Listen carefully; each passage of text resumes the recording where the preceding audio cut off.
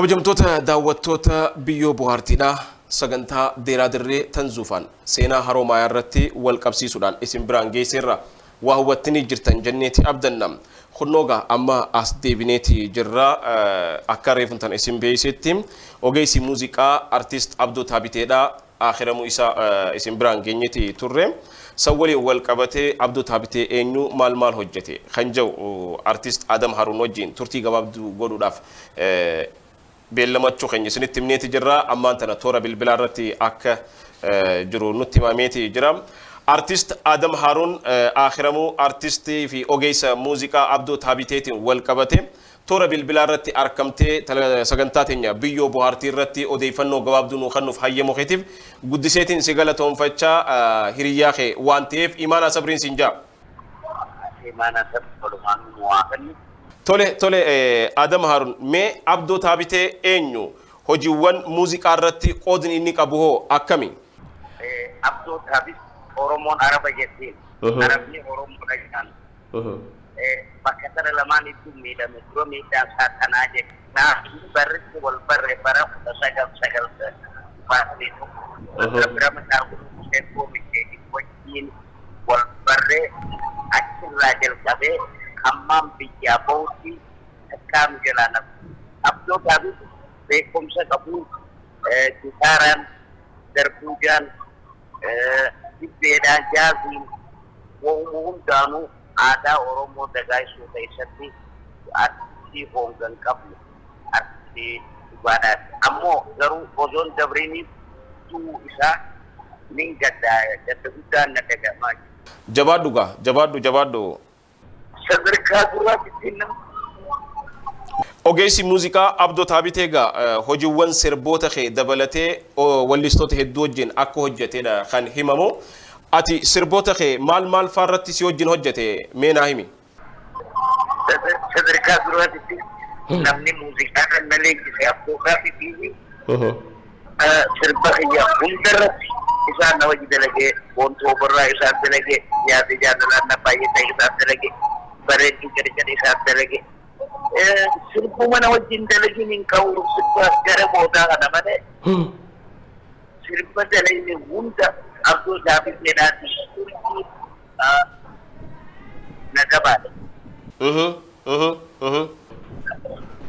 Saniif ana qofaa miti maas. Khadiim Sa'iid Rabbi mataa kunuuti gaartisaa Abdullaahi wallisoota Oromoodhaa hunda kan inni dabaalin hin jiru. Kanaaf jecha qabsoo Oromoo keessatti dagaagina guddinaa fi afaaniitii fi dagaagina aadaa Oromoo keessatti nama qooda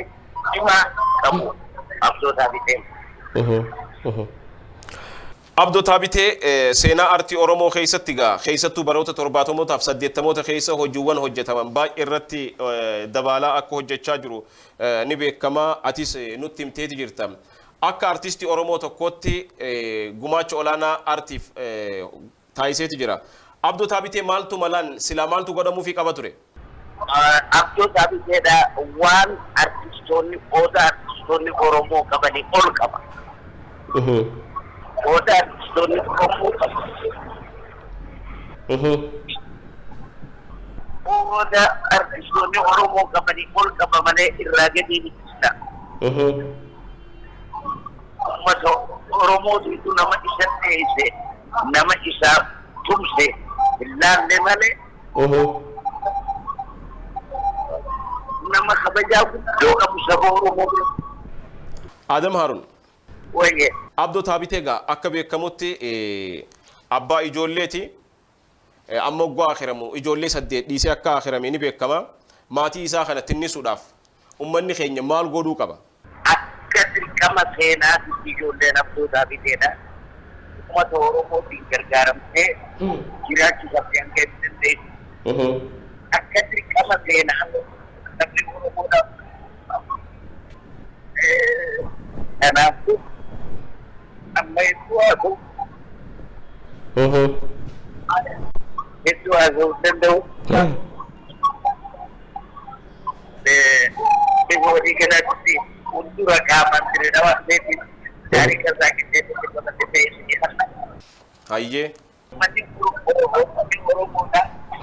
Akka yaadaaf artist Adam Harun osoo si dhukkubuuti gaa dubbii Abdoo Taabitee si taatee hiriyaa kiyya